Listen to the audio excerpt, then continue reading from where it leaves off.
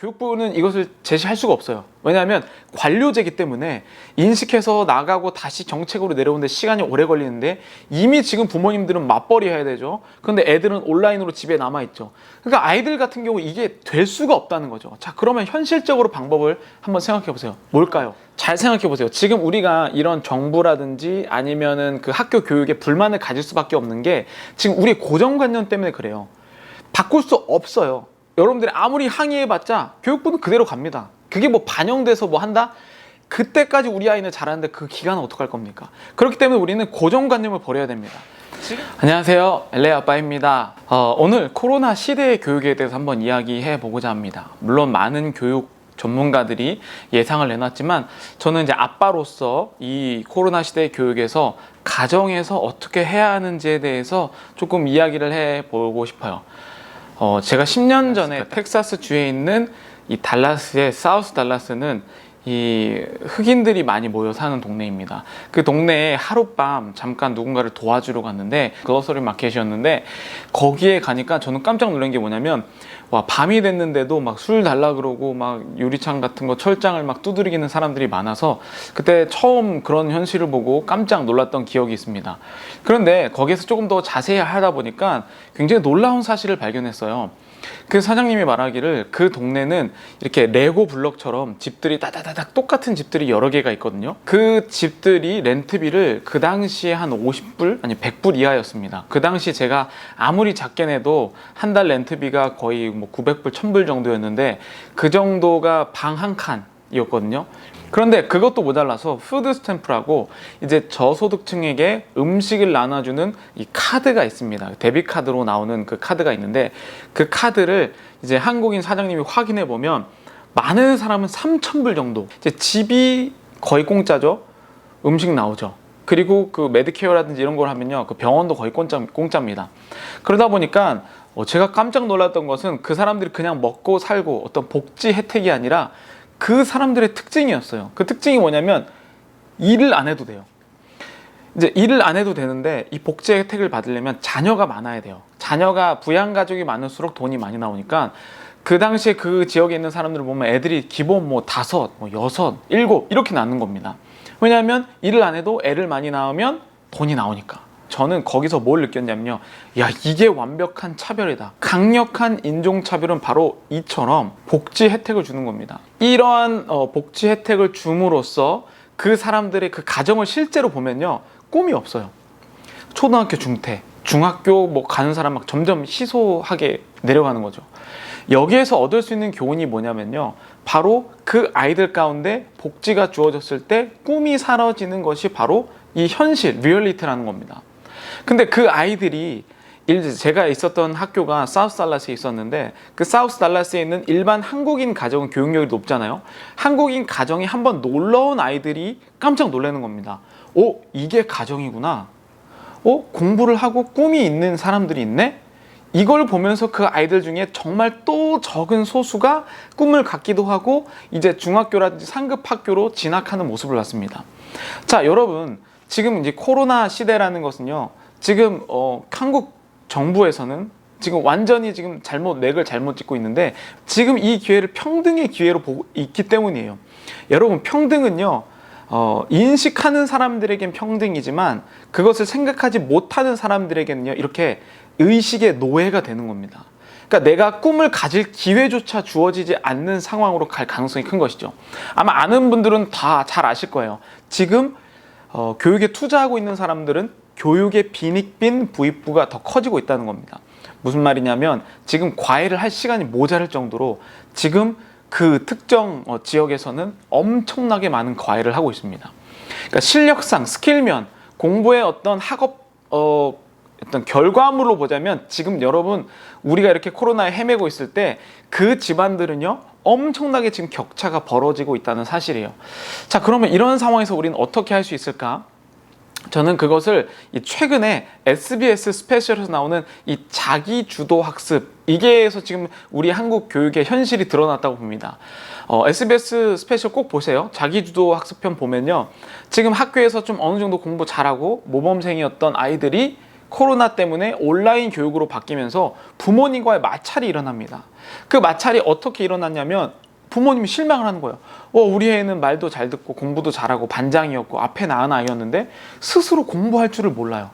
그러다 보니까 어떻게 공부해 주는지에 대해서 컨설팅을 해주고 있는 겁니다. 자, 근데 중요한 거는요, 다른 게 아니에요. 거기서 아주 중요한 코로나 시대의 교육에 대한 중요한 개념이 나왔습니다. 뭐냐면요, 그 전에는 교과 중심 그런 교육이었다면 이제는 개념 중심의 교육으로 옮겨가고 있다는 겁니다.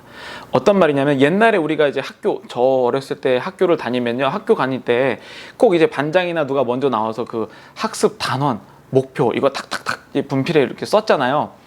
근데 그게 뭐냐면요, 이미 교과 과정으로 만들어져 나와서 뭐 1학년이면 1학년, 2학년, 2학년 이 아이들에게 그 학년 안에서 그 학기 안에서 배워야 할 것을 목록을 풀어서 시간별로 나눠서 교과 과정을 세워서 준 겁니다. 그래서 선생님이 단원, 목표, 학습 목표 이런 거 나오잖아요. 그러니까 그게 이제 교과 중심의 교육입니다. 근데 코로나 시대 이후로는요, 온라인 교육이 늘어나고 대면할 수 없는 교육 가운데는요, 교과 중심의 교육은 효율성이 전혀 생기지가 않아요. 그렇기 때문에 부모님들이 지금 황당하고 어렵고 힘든 겁니다. 그럼 뭐가 해야 되냐면 바로 개념 중심의 교육이 이루어져야 되는데, 그럼 개념 중심의 교육이 무엇이냐? 컨셉이죠, 컨셉.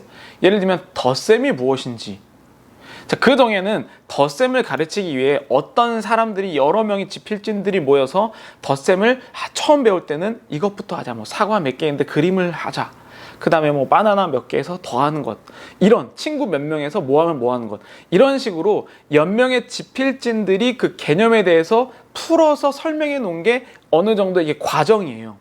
근데 아이들마다 이 과정을 이해하는 속도가 다르고 우리 아이가 보는 시각이 다르기 때문에 지금 이 영상을 보면서도 어떤 사람은 이렇게 듣고 어떤 사람은 이렇게 듣기 때문에 그 과정 중심은 단체로 했을 때 잘하는 아이와 못하는 아이가 생길 수밖에 없습니다. 그런데 이 개념 중심은 지금 온라인으로 또는 개인으로 또는 그룹으로 하는 것이기 때문에 이 개념에 대해서 덧셈 하는데 여러분들 어떻게 가르쳐 주시겠습니까? 우리 아이가 잘 이해하는 방법이 있다는 거죠. 어느 정도 센스가 있는 부모님이라면 야, 덧셈은 너 예를 들면 뭐 또봇이 있지, 뭐 예를 들면 뭐가 있지, 이런 식으로 아이가 잘 이해할 수 있는 방법을 그 부모님이 가장 잘 알고 있다는 거죠. 그게 바로 개념 중심의 교육입니다. 자, 그러면 이제 제가 개념 중심의 교육이 여러분들이 이 시대 내 저는 대안이라고 생각하는데, 그 개념 중심의 대안의 방법에 대해서, 구체적인 방법에 대해서 지금 알려드릴게요. 자, 잘 들으세요. 첫 번째, 개념 중심의 교육. 부모님이 교과 과정을 짜야 됩니다. 죄송합니다. 어쩔 수가 없습니다. 부모님이 교과 과정을 짜야 됩니다. 근데 여러분 한번 책을 쫙 펴보세요. 그전에는 문제집 몇 번, 뭐 이런 식으로 우리가 그것을 이제 분석을 했는데, 문제집의 교과 과정을 다 무시하세요. 그리고 나서 진짜 학교에서 나누는 교과를 한번 딱 펴보세요. 그러면 생각보다 과정이 개념으로 보면 간단해요. 곱셈, 뭐 이분법, 이런 식으로 개념으로 볼 때는 많은 개념을 생각보다 많이 배우고 있지 않습니다. 물론 특정 학년에는 많이 배우는 학년이 있는데 대부분은요, 굉장히 개념을 간단한 개념들밖에 없어요. 그럼 그 개념 중심으로 부모님이 이 계획표를 한번 짜보는 겁니다. 부모님이 짜면요, 훨씬 단기간에 고급의 과정을 할 수가 있어요. 자, 첫 번째, 부모님이 이 교과 과정을 짠다. 어렵죠? 그래서 두 번째가 나옵니다. 자, 두 번째는 교과 과정을 짤 때에 계획표를 세우라는 겁니다. 계획표. 교과 과정과, 첫 번째는 교과 과정을 부모님이 직접 이 개념을 한번 쭉 써보세요. 그러면은 진짜 10개 정도도 안 나옵니다. 그래서 10개 정도의 개념을 쓰고요. 그 다음에 계획표를 만드는 겁니다. 근데 이 계획표를 만들 때는요, 중요한데, 자, 이 계획표를 만들 때 제 생각에는 그룹을 만들면 좋을 것 같아요. 부모님들이 바쁘시잖아요. 그리고 좀 짜증 날 수도 있어요. 계획표 짜다 보면.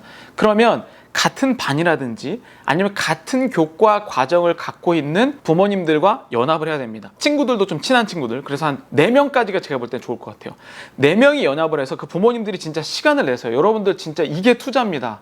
시간을 내셔서 학원 보내지 않아도 저는 지금 더 적기라고 보는데, 이 4명의 부모님들이 모여서 그 교과 과정 10개를 뽑아온 거를 보고 한번 계획표를 세워보세요. 몇 시에 뭘 할 것인지, 이것은 어떻게 할 것인지, 누가 맡아서 할 것인지, 이렇게 이 계획표를 한번 세워보세요. 자, 그리고 나서 세 번째, 이 계획표를 짤 때 중요한 게 있습니다. 계획표를 짤 때에 실행하는 시간이 있잖아요. 실행 시간, 예를 들면 뭐 1시간 동안 뭐에 대해서 개념을 배우기, 이런 실행 시간만큼 계획표 하는 시간이 50대 50이어야 돼요. 그러니까 우리가 지금 굉장히 교육을 많은 돈을 투자하면서 항상 이 효과를 보지 못하는 것은 계획표 세우는 시간이 너무 적기 때문이에요. 제가 좀 강조하기 위해서 50대 5대 5, 계획표를 세우는 시간이 5가 돼야 돼요. 그 정도로 구체적이어야 된다는 겁니다. 계획표 세우는 시간이 5, 그리고 실행 시간이 5. 그래서 이 계획표를 얼마나 잘 짜고 우리 아이들을 잘 이해하느냐에 따라서 저는 이것이 이 월스 하고 안 하는 것이라고 나눈다고 생각해요. 자, 네 번째. 자, 그룹 공동체를 제가 만들려고 했습니다. 그 그룹 공동체를 만들면서 계획표를 세우면서 하다 보면요, 굉장히 중요한 것들이 나와요. 지금 잘 생각해 보세요. 지금 교육부에서 제시하는 건요, 솔직히 말하면 굉장히 교육부는 이것을 제시할 수가 없어요. 왜냐하면 관료제이기 때문에 인식해서 나가고 다시 정책으로 내려오는데 시간이 오래 걸리는데, 이미 지금 부모님들은 맞벌이 해야 되죠. 그런데 애들은 온라인으로 집에 남아있죠. 그러니까 아이들 같은 경우 이게 될 수가 없다는 거죠. 자, 그러면 현실적으로 방법을 한번 생각해 보세요. 뭘까요? 자, 네 번째는요, 그룹 공동체를 만들라는 겁니다. 같은 학년이라든지 같은 반이라든지 어느 정도 이 비슷한 교과 과정이 있는 친구들이 있어요. 그런데 그 친구들과 함께 만들 때 부모님이, 저는 이 부모님의 어떤 그룹이 좋아야 된다고 생각하는데, 만약에 4명이라고 치죠. 그러면 잘 생각해 보세요. 지금 우리가 이런 정부라든지 아니면은 그 학교 교육에 불만을 가질 수밖에 없는 게, 지금 우리 고정관념 때문에 그래요. 바꿀 수 없어요. 여러분들이 아무리 항의해봤자 교육부는 그대로 갑니다. 그게 뭐 반영돼서 뭐 한다?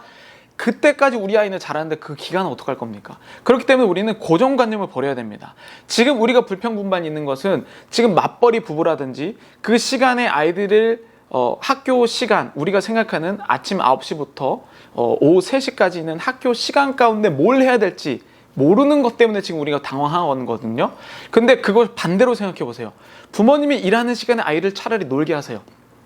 그리고 부모님이 퇴근한 이후에 아까 그 그룹들과 함께 어떻게 교과를 진행할지 계획표를 짜면 됩니다. 저는 이게 앞으로의 대안이라고 생각해요. 어쩔 수가 없습니다. 지금 누가 코로나가 언제 종식될지 알겠습니까? 그리고 코로나 이후, 이게 아니라 지금 우리는 코로나 시대를 살고 있는 겁니다.